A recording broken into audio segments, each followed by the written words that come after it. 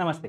T-E-T exam, शिक्षक पात्रता परीक्षा. तर या परीक्षेसाठी महत्त्वाच्या असणाऱ्या विषयांपैकी एक महत्त्वाचा विषय म्हणजे गणित आणि या गणिताची आपण ऑनलाईन तयारी करून घेतोय आणि या तयारीमध्ये आजचा आपला टॉपिक आहे क्षेत्रफळ एरिया. अतिशय महत्त्वाचा टॉपिक जो की पेपर 1 व पेपर 2 ह्या दोनही पेपरसाठी अतिशय महत्त्वाचा असणारा टॉपिक आहे. या आधीच्या बऱ्यापैकी आपण टॉपिक कव्हर केलेले आहेत. काही टॉपिक बाकी आहेत, ते पण आपण येणाऱ्या दिवसांमध्ये कव्हर करणार आहोत. आता क्षेत्रफळ हा जो टॉपिक आहे, हा या टॉपिकचा अभ्यास करत असताना तुम्हाला खूप सारे सूत्र आहेत. खूप सारे नाही, फार थोडेचे जे की आतापर्यंत आपण वापरतच होतो. त्या सर्व सूत्रांचा व्यवस्थितरित्या अभ्यास करावा लागणार आहे. ते पाठ करावे लागणार आहेत. ही जर सूत्र तुमची पाठ असतील, जास्तीत जास्त 10वी पर्यंत आहेत. ती सगळी सूत्र आता मी तुम्हाला जसे-जसे प्रश्न येणार आहेत त्या पद्धतीने सांगणारच आहे. पण तुम्ही जर एकदा लिस्ट काढून ठेवली आणि तुम्ही स्वतः जर काढायचा प्रयत्न केला, तर मला वाटतं ती तुमच्या चांगल्या पद्धतीने लक्षात राहील. तर सूत्र बाहेर काढा पुस्तकांमधून आणि ती सगळी पाठ करून ठेवा, कारण ती आपल्याला लागणार आहेत.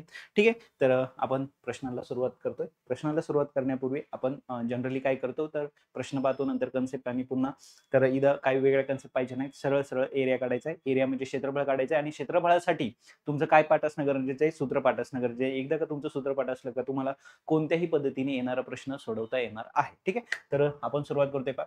50 मीटर लांबी आणि 30 मीटर रुंद असणाऱ्या आयताकृती बागेच्या बाहेरील सर्व बाजूने 5 मीटर लांबी 5 मीटर रुंदीचा रस्ता तयार केल्यास त्या रस्त्याच्या जागेचे क्षेत्रफळ किती? तर पहा काय सांगितलंय का एक आयत आहे, हा आयत आहे. ह्या आयताची ही लांबी 50 आहे आणि ही लांबी 30 आहे.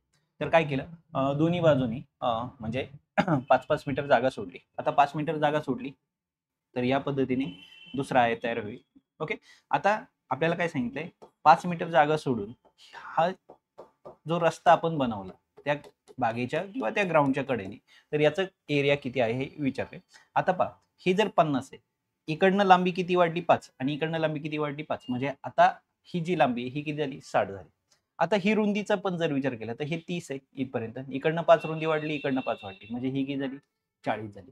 म्हणजे आता आपल्याला काय करायचं, ह्या रस्त्याचं जर क्षेत्रफळ काढायचं असेल तर बाहेरील आयताचं क्षेत्रफळ वजा आतल्या आयताचं क्षेत्रफळ जर मी वजा केलं, म्हणजे पूर्ण आयताच्या मोठ्या आयताच्या क्षेत्रफळातून छोट्या आयताचं जर क्षेत्रफळ वजा केलं तर ऑब्व्हियसली ते रस्त्याचं क्षेत्रफळ राहणार आहे. म्हणजे थोडक्यात काय करायचे तुम्हाला, तर बाहेरच्या आयताचं क्षेत्रफळ, आता आयताचे क्षेत्रफळ सांगायची गरज नाही, लांबी गुणिले रुंदी. म्हणजे काय झालं, सायचोक 24 आणि हे 2 शून्य मी ठेवून घेतले. आलं लक्षात?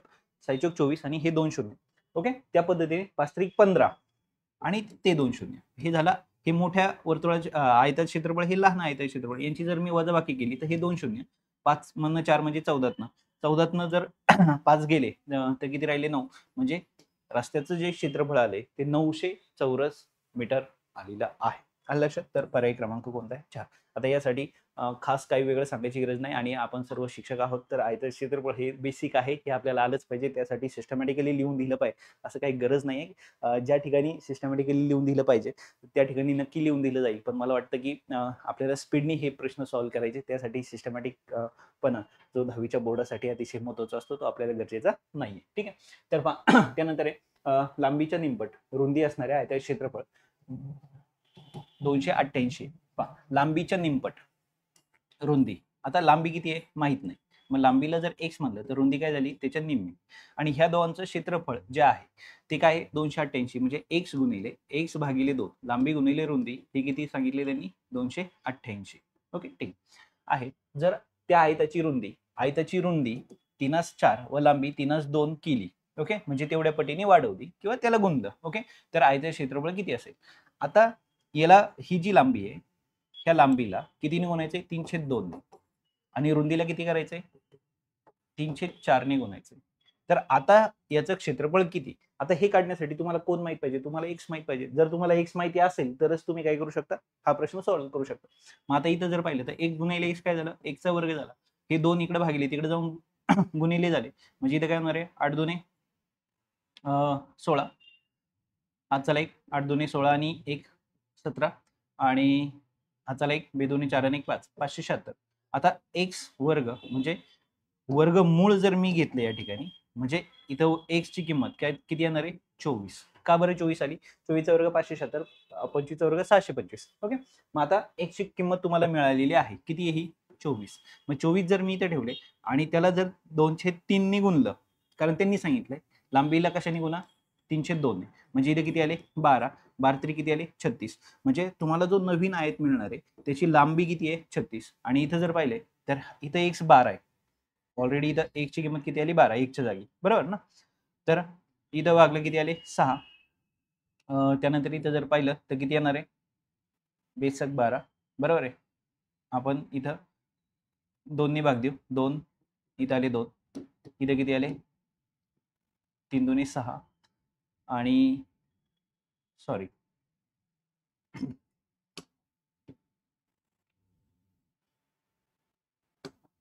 ठीक आहे. पहा याला काय केलं होतं, ही काय होती 1च्या निम्मी होती आणि याला कितीने गुणायचं होतं, रुंदीला कितीने 3/4ने गुणायचं. आता 1 ची किंमत किती आहे 12, इथं किती आहे 2 गुणिले इथं किती आहे 3/4. आता आपण काय करूया 4 × 4 4 त्रिक 12, 3 त्रिक किती आले 9, 9ला कितीने भागलं तुम्ही 2ने. आता 9ला जर तुम्ही 2ने भागताय तर इथं किती येणार आहे 9ला 2ने भागल्यानंतर 9/2. ओके. आणि आयताचे क्षेत्रफळ काय सांगितले लांबी गुणिले रुंदी म्हणजे काय होणार आहे 36 गुणिले 9/2. ओके. इथं बेकबे 1 बेआटी 16 18 2 36 18 9 18 9 किती येणार आहेत 196 162 18 9 62 10. ओके. म्हणजे पर्याय क्रमांक कोणता आला 4 आला. ठीक आहे. तर गुणाकार पाठ असणं गरजेचं आहे, पाढेपाठ असणं गरजेचं आहे, भागाकार गुणाकार व्यवस्थित येणं गरजेचं आहे आणि सूत्र माहीत असणं गरजेचं आहे. ठीक आहे. आणि फार गडबड न करणं गरजेचं सुद्धा आहे. ठीक आहे. ज्या पद्धतीने आता मी केली होती.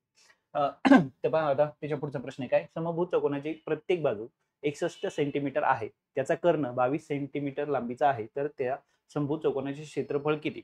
आता समभुज जो चौकोन आहे, समभुज चौकोनाचे सर्वात महत्वाचं म्हणजे चारही बाजू समान असतात आणि त्याचे कर्ण एकमेकांना काटकोनामध्ये काय करतात छेदतात. आता काटकोनात छेदतात. दुसरी गोष्ट आहे पहा, समभुज चौकोनाची प्रत्येक बाजू 61 आहे, म्हणजे ही बाजू किती झाली 61 झाली. आपण खालच्या ह्या त्रिकोणाचा जर आपण विचार करायचा ठरवलं, त्याचा एक कर्ण 22 आहे, त्याचा एक कर्ण 22 आहे, कोणता आहे माहित नाही आपल्याला, छोटा मोठा कोणता पण असेल. समजा आपण धरलं का हा तो कर्ण आहे आणि तो 22 आहे, हा जर 22 आहे कर्ण, तर त्याची ही बाजू जी आली ती किती आली 11 आली. आता मला ही बाजू माहित नाही. ओके. बरं मी बाजूचा काय विचार करतोय, कारण समभुज चौकोनाचं क्षेत्रफळ, समभुज चौकोनाचे क्षेत्रफळ याचं जे सूत्र आहे हे आहे 1/2 गुणिले कर्णांचा गुणाकार, कर्णांच्या लांबीचा गुणाकार आपण म्हणू शकतो, कर्णाच्या लांबींचा काय गुणाकार. ओके. म्हणजेच आता मला काय माहित पाहिजे 1/2 गुणिले एक कर्ण 22 आहे, दुसरा कर्ण मला माहित नाही ना, तो मला काढायचा आहे. तुम्हाला काढण्यासाठी मला हे माहिती आहे 61 आहे, हे माहिती मला 11 आहे, पण मला हे माहित नाही, मग आपण त्याला x म्हणतात. मग पायथागोरसचा प्रमेय इथं तयार झाला. ओके. म्हणजे हा एक काटकोन त्रिकोण आहे, ह्या काटकोन त्रिकोणात हे 61 आहे, समजा हे 11 आहे, तर हे मला माहित नाही आणि जर मला याची लांबी काढायची असेल तर मी काय करणार आहे पायथागोरस थेरम काय करणार आहे 61चा वर्ग बरोबर इथं किती आला 11चा वर्ग अधिक काय होणार आहे 1चा वर्ग. आता इथं जर पाहिलं तर 61चा वर्ग, मग आता 61चा मला जर वर्ग करायचा असेल तर दोन अंकी संख्येचा वर्ग कशा पद्धतीने करतो मी, आधी शेवटच्या संख्येचा वर्ग करतो, तो एकदा लिहितो 1 1 1.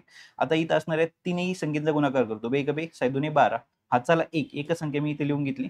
ओके. साय 12 केला आणि आता ही संख्या राहिली 6, 6चा काय करतो मी वर्ग करतो, 6 36 आणि 36 आणि 1 किती आले 37.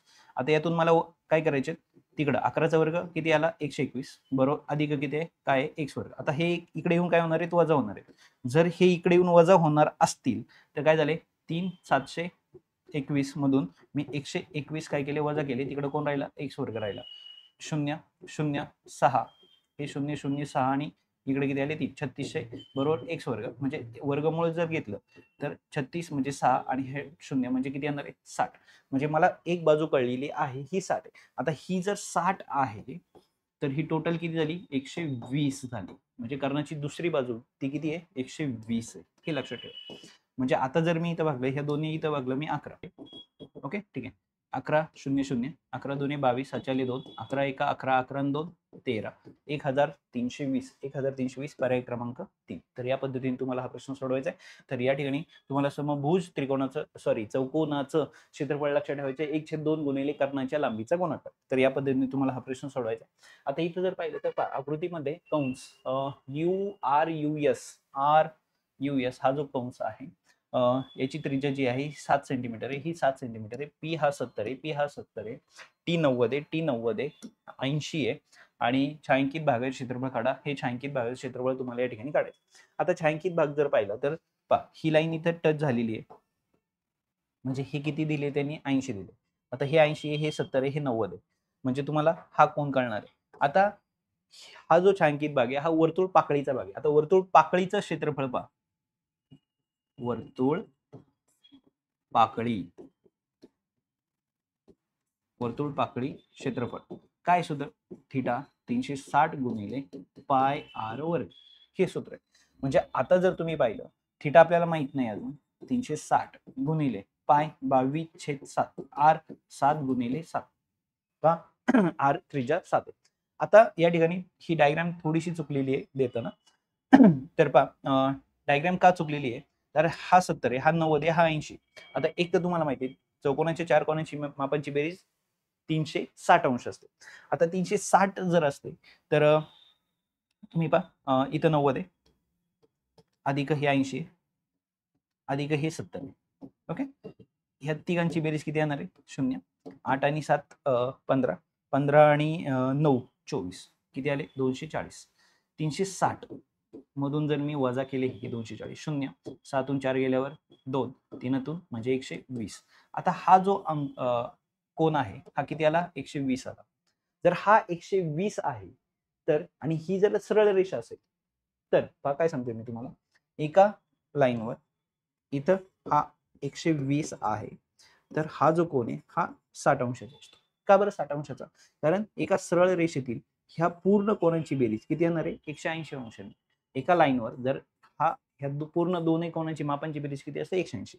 आता हा 120 आहे म्हणजे हा किती झाला 60, म्हणजे इथं किती आले 60 आले, कारण हा कोण 60 अंशाचा, हा 60 आहे, शून्याला शून्य गेला, 6 36, ह्या 7ला हा 7 गेला, बेक बेत्रिक 6, इथे किती आले 11 आले, 11 साठी किती आले 77, भागिले किती आले 3.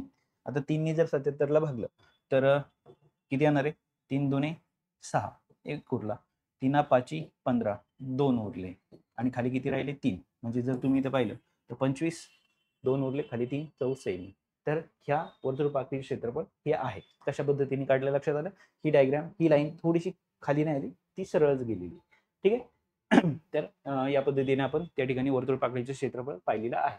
आता खाली 5वा प्रश्न पहा. खालील त्रिकोण XYZ मध्ये ही 25 आहे, ही 26 आहे, हे 17 आहे. HT ही मध्ये काय आहे, तर त्रिकोण XYT चे क्षेत्रफळ काढ.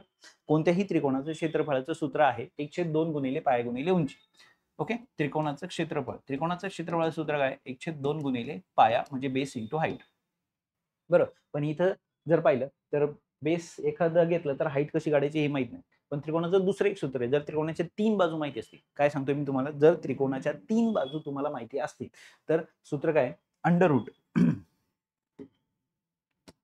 त्रिकोणाचं क्षेत्रफळ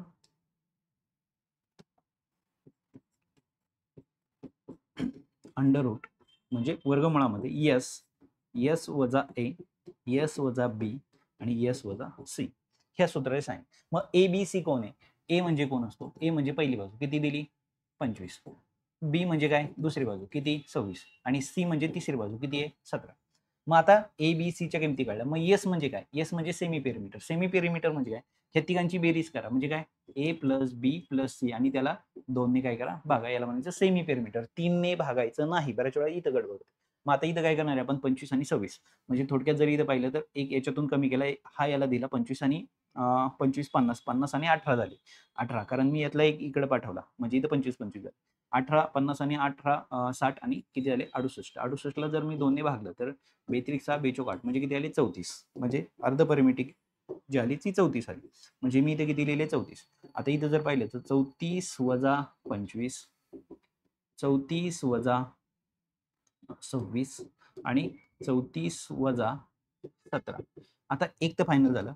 इथं किती आले, हे आले 34 गुणिले इथं 34 मधनं जर 25 गेले तर किती राहिले 5 आणि 4 9 राहिले. ओके, गुणिले इथं किती राहणार आहे 8 राहणार आहे कारण 26 आहे आणि इथं 34 मधनं 17 गेले, 17 दोन्ही 34 म्हणजे किती राहिले 17 राहिले. मग आता याचे मूळ अवयव पद्धतीने अवयव पाडायचे. 34 चे अवयव काय होणार आहेत, 34 चे अवयव काय झाले 2 गुणिले 17.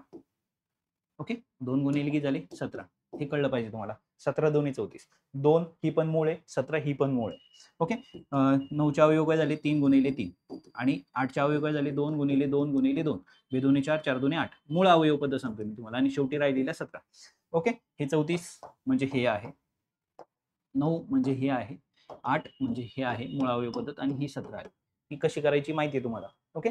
एकाचं वाटलं सांगून ठेवतो मी तुम्हाला. काय 8, 8चे कसे पाडले 2 गुणिले 4, मग 2 गुणिले 4चे परत काय 2 गुणिले 2, 2 दुणे 4, 4 दुणे 8. या पद्धतीने तुम्ही त्याचे काय करू शकता अवयव पाडू शकता. आता काय करायचं याच्यातून 2 2 चे ग्रुप करायचे. 2 2 चे ग्रुप म्हणजे काय 17 ला 17, एक 17 तुम्ही बाहेर काढा. त्यानंतर 3 ला 3 म्हणजे पुन्हा 3 बाहेर काढला.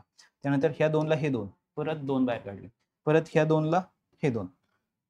ओके. 2 2 च्या ग्रुपने तुम्ही त्याला बाहेर काढलं. का बरं असं करायचं? आता वर्गमुळात जर पहा इथं 3 गुणिले 3 असेल तर वर्गमुळात किती असतात 9, म्हणजे बाहेर येताना किती येतात 3, असं त्याचा अर्थ असतो.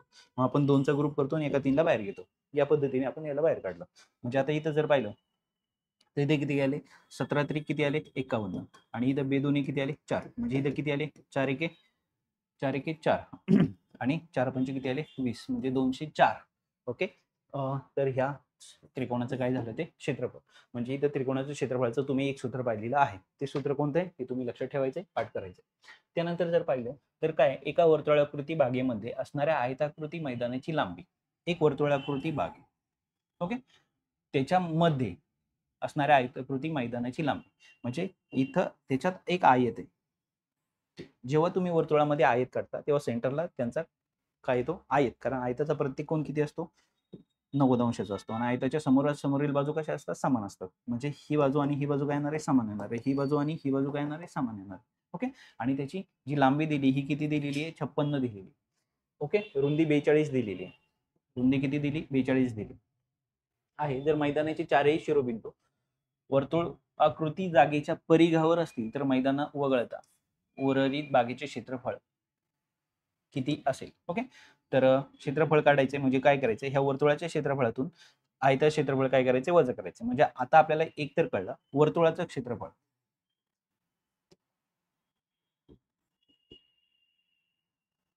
वर्तुळाचे क्षेत्रफळ वजा आयताचे क्षेत्रफळ. ओके. आता वर्तुळाच्या क्षेत्रफळाचं सूत्र काय हे माहिती आहे तुम्हाला, पाय आर वर्ग वजा आयताचे काय लांबी गुणिले रुंदी मी म्हणतो लेंथ इंटू ब्रेथ. आता पाय आर वर्ग काय 22/7. मला त्रिज्या माहित नाही वजा लांबी रुंदी किती इथं 56 गुणिले इथं किती आहे 42. ओके. म्हणजे इथे येणाऱ्या संख्येतून हे फक्त तुम्हाला काय करायचं वजा करायचं. आता हे वजा करत असताना इथं आर गुणिले आर करायचंय.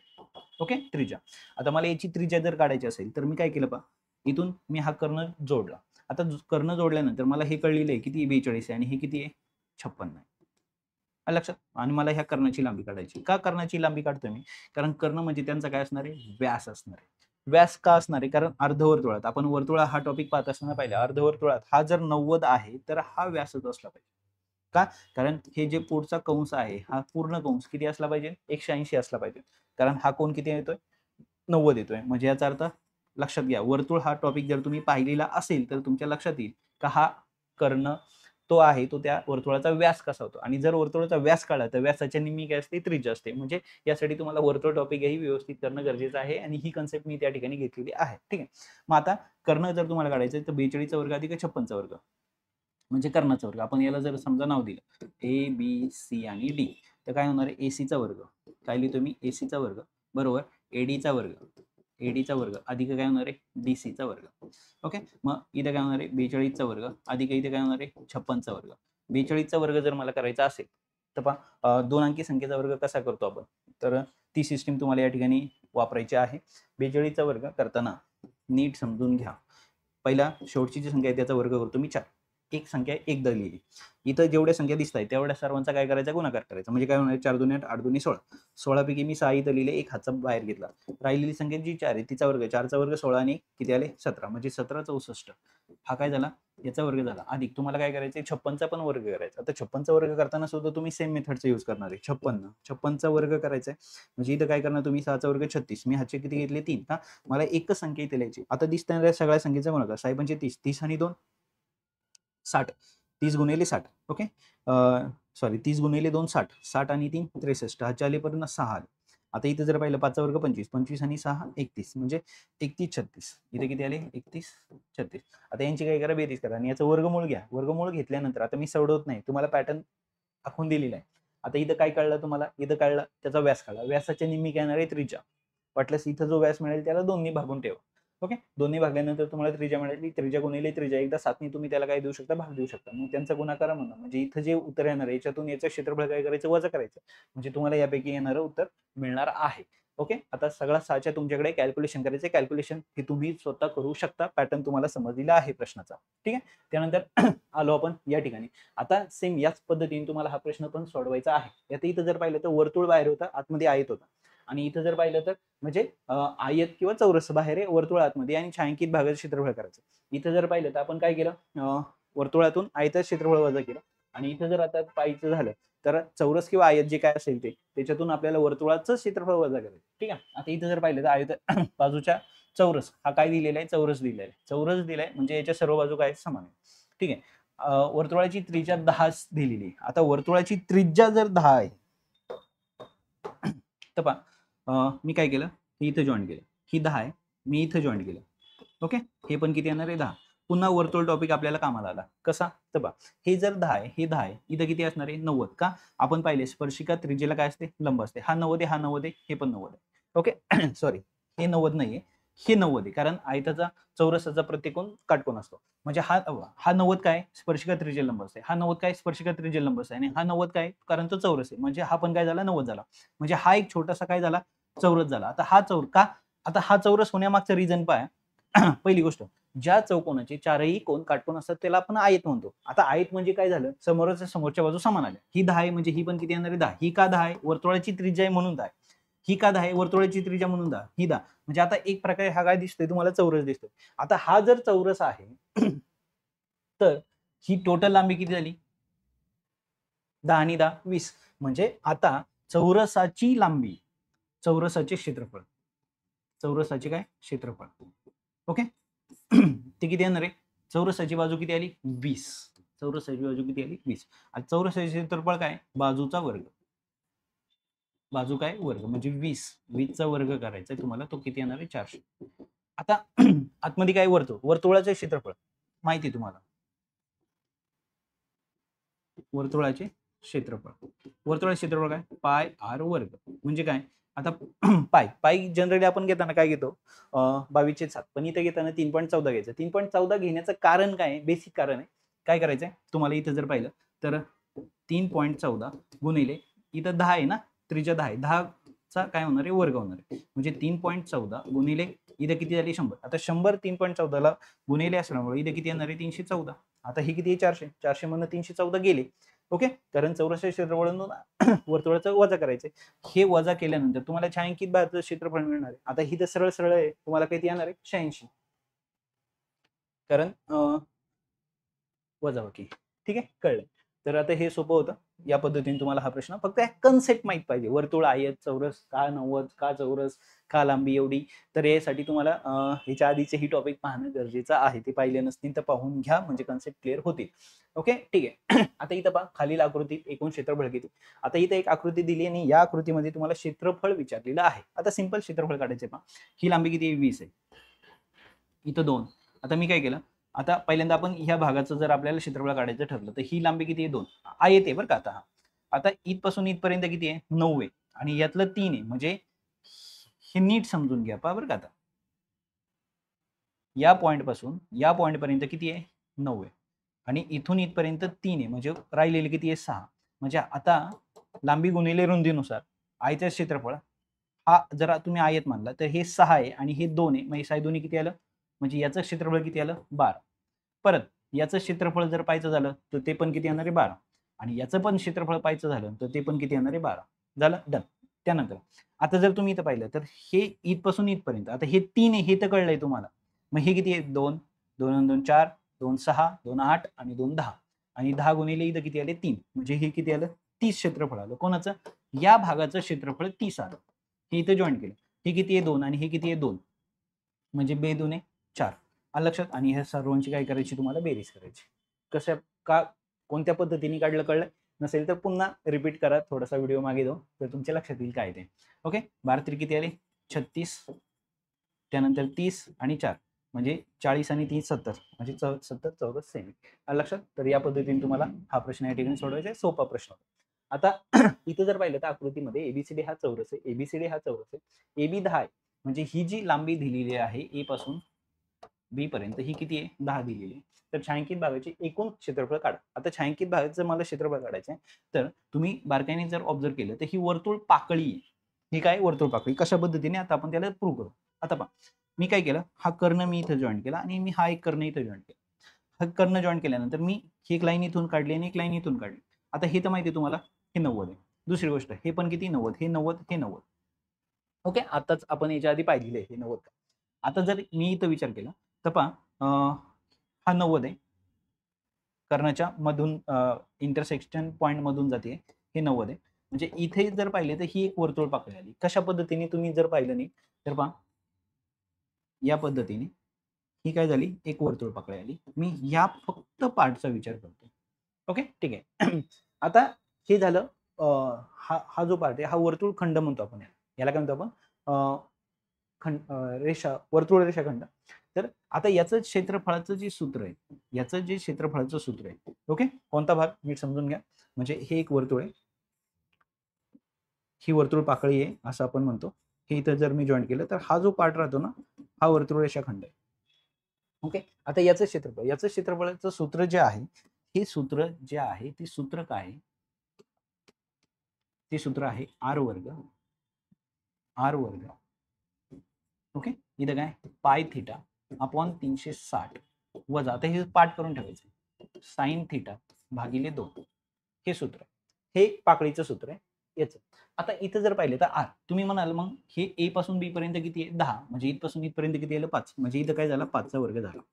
ओके, ठीक आहे. त्यानंतर इथं पायची किंमत किती येणार आपण 3.14, पायची किंमत किती येणार आपण 3.14, म्हणजे इथं किती घेतले 3.14 गुणिले थिटा किती आहे, थिटा जर तुम्ही इथं पाहिलं तर 90 आहे. ओके, इथला थिटा आपण घेत असतो, म्हणजे तो किती आला 90 आला, भागिले किती आहे 360 आहे सूत्रानुसार. साइन थिटा, साइन म्हणजे साइन थिटा, साइन किती आलं 90 भागिले किती आहे 2.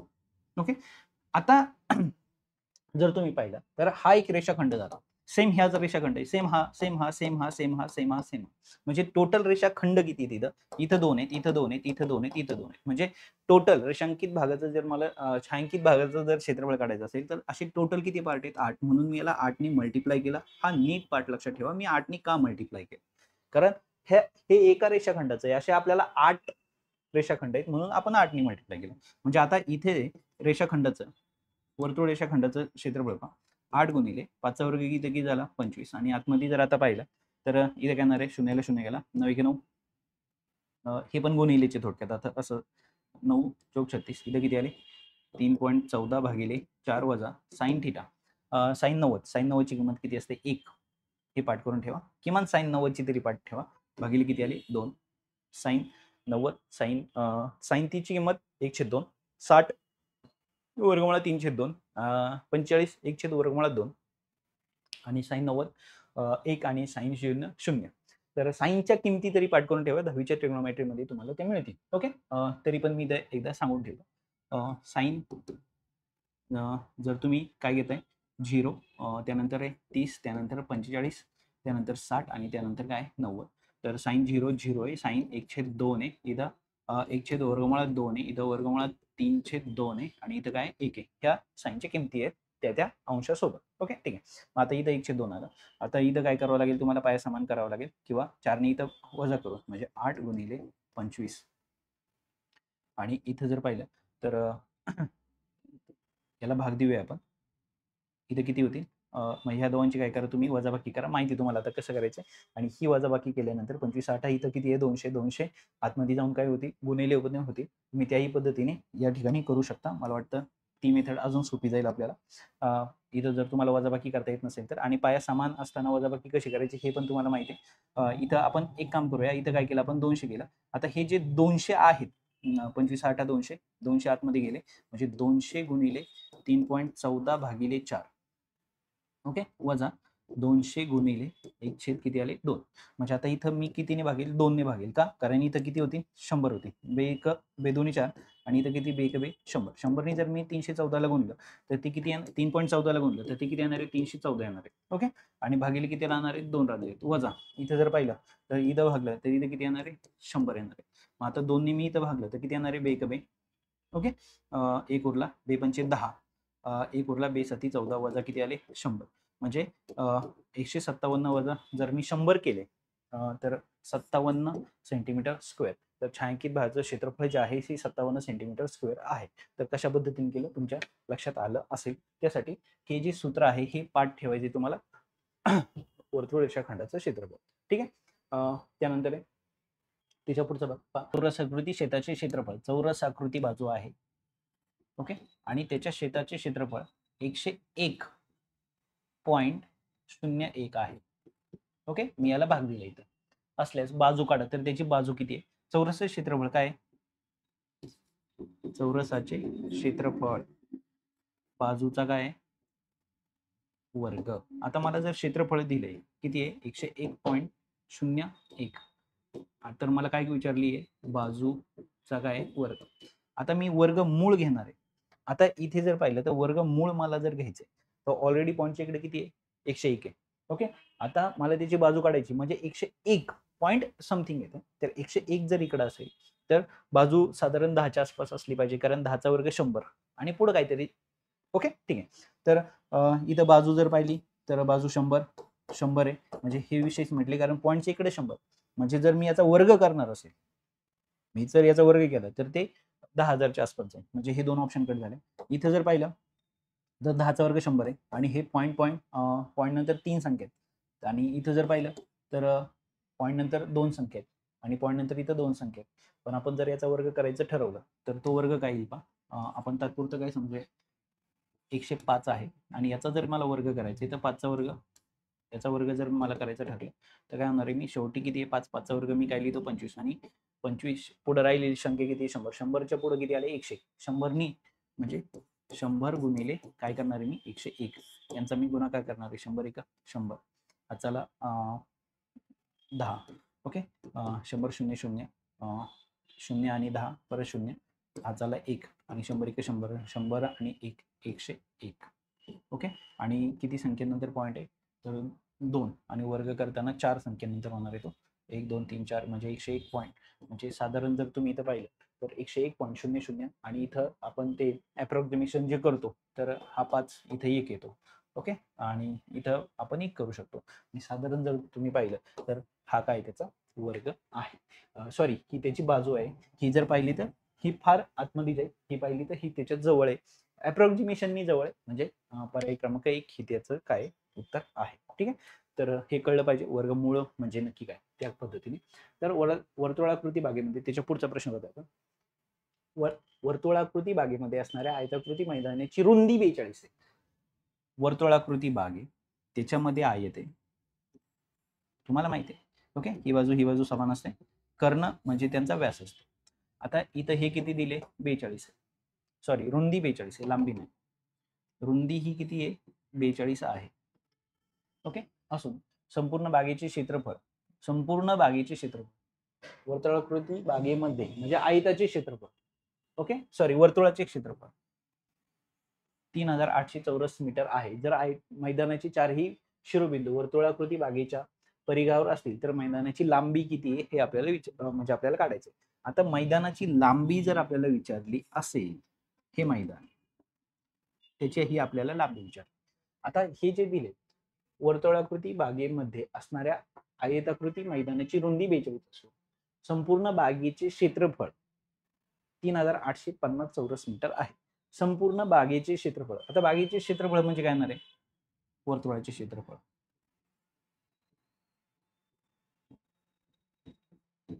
ओके. ठीक आहे. आता संपूर्ण बागेचे क्षेत्रफळ वर्तुळाचे क्षेत्रफळ किती दिले त्यांनी 3850 म्हणजे इथे जर पाहिलं तर वर्तुळाचे क्षेत्रफळ पाय आर वर्ग 3850 इथे किती आले 22/7 गुणिले आर वर्ग 3850 म्हणजे आता इथे काय होणार आहे आर वर्ग बरोबर 3850 गुणिले 7 भागिले किती आले 22 ओके. आता इथं आपण 11 भाग देऊ. 11 दुनी 22. इथं किती आले? 11 3 33. 5 उरले, 11 5 55. 0 घेतला. आता इथं 2 जर भागलं तर इथे किती येणार आहे? बे 1 बे 1 उरला, बे 7 14, 1 उरला, बे 5 10 गुणिले किती आले? 7. म्हणजे इथं किती आले? r चा वर्ग बरोबर 175 गुणिले 7 आहे पलीकडे. म्हणजे r चा वर्ग बरोबर इथं किती? 25 7 म्हणजे इथं 25 गुणिले 7 गुणिले 7. म्हणजे इथं जर पाहिलं तर साधारण इथं ही काय संख्या झाली? वर्गमुळामध्ये याचा आपल्याला काय घ्यायचं? r. म्हणजे ही किती? ही पूर्ण वर्गमुळामध्ये 25 गुणिले किती आले? 49. काय केलं कळलं का? मी इथं 175 म्हणजे फार मोठ्या गुणाकाराकडे आपण गेलो नाही. तर आपण काय केलं? 75 काय केले? 25 गुणिले 7 हे भाग केले. 7 तसाच लिहिला आणि इथं वर्गमूळ घेतलं म्हणून हे r वर्गचा वर्ग गेला, r आलं आणि हे वर्गमुळात गेलं. आता वर्गमुळात असताना आपण काय केलं? यांना सेपरेट केलं. 25 गुणिले 49 म्हणजे याचा अर्थ 5 आणि इथे किती आले? 7. म्हणजे किती आले? 35. म्हणजे त्याची जी त्रिज्या आहे, वर्तुळाची त्रिज्या 35 आहे. वर्तुळाची त्रिज्या जर 35 आहे तर व्यास किती आला? 70. ओके. मग आता पहा, हा काटकोन आहे इथे, ही रुंदी आहे, ही लांबी आहे आणि हा कर्ण आहे. म्हणजे एका काटकोन त्रिकोणामध्ये तुम्हाला काय सांगितलं? हे 70 आहे. ओके. एक 42 आहे. तर ही लेंथ काढा, अशा पद्धतीने विचारले. मला वाटतं पायथागोरसचा प्रमेय तुम्हाला वापरता येतोय आणि या पद्धतीने तुम्ही काय त्याची बाजू काढू शकता, म्हणजे त्याची लांबी काढू शकता. अर्ध्यापर्यंत मी सोडवले, अर्ध्यानंतर तुम्हाला सोडवायचं आहे. ठीक आहे. एका वर्तुळाकृती बागेमध्ये असणाऱ्या आयताचे मैदानाकृती लांबी 56 मीटर असून बागेचे क्षेत्रफळ पुन्हा 3. तोच प्रश्न या ठिकाणी आपल्याला दिलेला आहे. मला वाटतं त्याची रुंदी तुम्ही काढू शकता. ओके. ठीक आहे. म्हणजे प्रश्नही बदललेला नाही. त्यानंतर त्याच्या पुढचा प्रश्न पहा, काय सांगितलं? समभुज चौकोनाची बाजू 4 सेंटीमीटर आणि त्याचा एक कोन माप 120 आहे, तर त्या चौकोनाचे क्षेत्रफळ किती? आता पहा, समभुज चौकोन दिलाय. आपण समभुज चौकोनाचे क्षेत्रफळ पाहिले. ह्या चारही बाजू काय असतात? समान असतात. चौकोनाची बाजू 4 आहे, ही 4 आहे, ही 4 आहे, ही पण 4 आहे, ही पण 4 आहे. हे कर्ण एकमेकांना काय करतात? काटकोनामध्ये छेदतात. आता त्यांनी असं सांगितलंय, पहा, समभुज चौकोनाचे क्षेत्रफळ हे 4 आहे, हे 4 आहे, हे 4 आहे. बाजू 4 आहे, त्याच्या एका कोनाचे माप 120, तर त्याचे क्षेत्रफळ किती? आता एका कोनाचे माप जर 120 असेल, हा जर 120 असेल, तर हा किती आला? 60 आला. म्हणजे हा किती आला? 30 आला. पहा बरं का. का? कारण काटकोन इथं कोण बनणार आहे? काटकोन बनणार आहे. एका काटकोन त्रिकोणामध्ये. आता हे तर तुम्हाला कळलंय. हा जर 90 आहे आणि हा जर 30 असेल, तर हा किती होणार आहे? 60 होणार आहे. कारण त्रिकोणाच्या 3 कोनाच्या मापांची बेरीज किती आली पाहिजे? 180 अंश आली पाहिजे. ओके. मग आता काय पाहिलं पहा, हा 120 दिला. 120च्या निम्मा हा किती घेतला आपण? 60. आता या काटकोन त्रिकोणामध्ये हा 90 आहे, कारण समभुज चौकोनाचे कर्ण परस्परांना काटकोनामध्ये छेदतात. कर्ण परस्परांना काटकोनात छेदतात. म्हणजे इथं आलं 90, इथं आलं 60. हा 60 आहे, तर हा 30च असला पाहिजे. आता सर्वात महत्वाची गोष्ट म्हणजे आता समभुज चौकोनाचे क्षेत्रफळ काय? समभुज चौकोनाचे क्षेत्रफळ 1/2 गुणिले कर्णांच्या लांबीचा गुणाकार. कर्णांच्या लांबीचा गुणाकार. मग 1/2 गुणिले कर्ण आपल्याला एक पण नाही दिले. पण आता जर तुम्हाला इथे सांगितलं, तर इथे आता नीट गोष्ट समजून घ्या. जर हा 30 60 90 चा प्रमेय असेल, हे 30 आहे, हे 60 आहे, हे जर 4 आहे, तर 30 अंश कोनासमोरची बाजू ही 8 असणार. बरोबर आहे. आणि कर्णाच्या 8 नाही 2 असणार आहे. कारण 30 अंश कोनासमोरची बाजू, प्रमेय काय सांगतो? 30 अंश कोनासमोरची बाजू कर्णाच्या निम्मी असते. ओके. आणि ही किती असते? 60 अंश कोनासमोरची बाजू 2 वर्गमुळात 3 असते. म्हणजे ह्या बाजूला फक्त वर्गमुळात 3 चिटकवायचा. झालं. हे काय 30 60 90 प्रमेय हे कुठं पाहिलं आपण? त्रिकोणामध्ये पण पाहिलं या टॉपिकमध्ये. त्यानंतर वर्तुळ या टॉपिकमध्ये सुद्धा आपण ह्या कन्सेप्ट पाहिलेल्या आहेत. ओके. हे 30 60 90 मध्ये होतं. तर आता तुम्हाला ह्या दोन बाजू दिलेल्या आहेत. तर ह्या दोन बाजू म्हणजे आता 30 अंश कोनासमोरची बाजू किती असणार आहे? कर्णाच्या निम्मी. कर्ण किती आहे? 4 आहे, म्हणजे त्याच्या निम्मी 2 आले. जर ही 2 आहे तर पूर्ण कर्ण किती झाला? 4 गुणिले. आता 60 अंश कोणासमोरची बाजू किती आहे 2 वर्गमुळात 3 आहे, म्हणजे याला 2 ने गुणलं तर ती किती झाली 4 वर्गमुळात 2 वर्गमुळात 3. म्हणजे काय झालं कळलं, ही कळली ही पण कळली, ही कळली तर पूर्ण केली, ही कळली तर ही पूर्ण केली, 2 2 ने गुणून. ओके, मग आता इथं 2 ने मी तर गुणलं, 4 2 किती झाले 8 वर्गमुळात किती आले 3. म्हणजे समभुज चौकोन जो आहे त्याचं जे उत्तर आहे ते किती आहे 8 वर्गमुळात 3. तर या पद्धतीने तुम्हाला हा प्रश्न या ठिकाणी काय करायचा होता सोडवायचा होता. आता त्याच्यानंतर त्याच्या पुढचा प्रश्न पहा काय सांगितलं या ठिकाणी, 201 फूट लांबी व 87 फूट रुंदी असलेल्या सभागृहाच्या तळाला जास्तीत जास्त लांबीच्या किती लांबीच्या बाजू असलेल्या चौरसाकृती टाइल्स लागतील. तर चौरसाकृती स्टाईल लागतील, म्हणजे थोडक्यात काय करायचंय ह्या दोघांचं काय काढायचं क्षेत्रफळ काढायचे, लांबी गुणिले रुंदी, आणि मला वाटतं सरळ सरळ उत्तर येणार आहे 7. इथं जर पाहिलं तर एक स्थानी 1 आहे आणि इथं एक स्थानी 7 आहे, 7 1 7 म्हणजे शेवटची संख्या 7च असली पाहिजे, म्हणजे हे सर्व पर्याय चुकीचे आहेत. एवढ्या टाइल्स लागतील. एका सेकंदात तुम्हाला या प्रश्नाचं उत्तर मिळालं, कारण या ठिकाणी तुम्हाला आयताचे क्षेत्रफळाचं सूत्र पण माहिती होतं आणि एकक स्थानच्या अंकांचं जर तुम्ही व्यवस्थित कॅल्क्युलेशन केलं तर ते तुमच्या लक्षात येईल. आता या ठिकाणी त्याच्यानंतर त्याच्या पुढचा प्रश्न काय दिलाय बा, वरील आकृतीमध्ये बी आकृतीमधील आयताची लांबी रुंदी अनुक्रमे आकृती ए मधील आयताच्या लांबी रुंदीच्या दुप्पट आहे. म्हणजे जर याच्या लांबी रुंदीला आपण एक्स वाय म्हटलं तर याची लांबी रुंदी त्याच्या दुप्पट होणार. ठीक आहे, आणि हे आयत आहे दुप्पट आहे, दुप्पट आणि दीडपट आहे. नीट समजून घ्या, हे दुप्पट आणि दीडपट आहे. ओके, ठीक आहे. जर ए मधील आयताची लांबी 20 आहे, लांबी किती आहे ए मधली 20 आहे आणि रुंदी 10 आहे, रुंदी 10 आहे. ओके, लांबी काय सांगितली दुप्पट, म्हणजे हे झाले 40 आणि रुंदी सांगितली दीडपट. म्हणजे आता दीडपट म्हणजे काय, तर दुप्पट म्हणजे त्याच्या दुप्पट होणार डायरेक्ट, आणि इथं जर 10 आहे तर 10च्या दुप्पट किती होतात 20, पण त्याच्या दीडपट जर म्हटलं तर ते किती येणार आहे 15. लक्षात आहे. तर दोन्ही आयतांमधील रेखांकित भागाचे क्षेत्रफळ, म्हणजे ह्या त्रिकोणाचे क्षेत्रफळ, हा जो रेखांकित भाग आहे हा जो त्रिकोण आहे आणि याचं क्षेत्रफळ. आता जर तुम्ही इथं पाहिलं तर हा हे 20 आहे, म्हणजे हे पण किती आलं 20, हे 40 आहे. ओके, आता इथं जर पाहिलं तर ही काय झाली त्याची उंची, त्रिकोणाचे क्षेत्रफळ पाय गुणिले उंची 1/2 गुणिले लांबी गुणिले सॉरी पाय गुणिले उंची, त्रिकोणाचे क्षेत्रफळ 1/2 गुणिले बेस इंटू हाईट 1/2, पाया किती आहे 20 आणि उंची किती आहे 10. म्हणजे इथं यांनी भागलं किती आले 10, 10 10 किती आले 100, म्हणजे याचं क्षेत्रफळ किती आहे 100. आणि याचं जर पाहिलं तर सेम पाया 40 आहे आणि उंची, याची जी उंची येणार आहे ती उंची किती असणार आहे, ती पण किती असणार आहे. आता उंची जी का याची उंची याला मॅच होणार आहे, याची उंची याला पण मॅच होणार आहे, म्हणजे ती किती येणार आहे 15.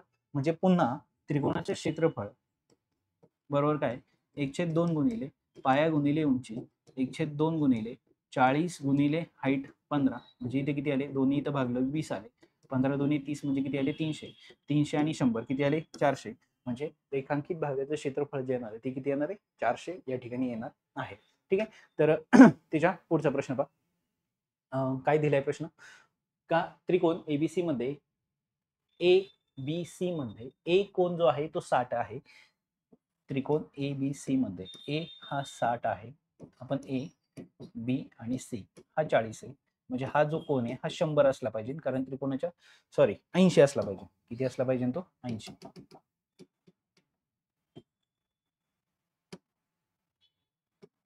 80. कारण त्रिकोणाच्या 3 कोणाच्या मापांची बेरीज 180 अंश असते, ह्या दोघांची बेरीज 100 होते, म्हणजे हा 80 असला पाहिजे. एबीसी मध्ये कोणत्या बाजूंवर काढलेल्या चौरसाचे क्षेत्रफळ हे इतर दोन बाजूंनी काढलेल्या चौरसाच्या क्षेत्रफळापेक्षा जास्त असेल. कोणत्या बाजूवर काढलेल्या क्षेत्रफळ, म्हणजे आता जर तुम्ही इथं पाहिलं तर हा 80 आहे, हा 60 आहे आणि हा 40 आहे. तर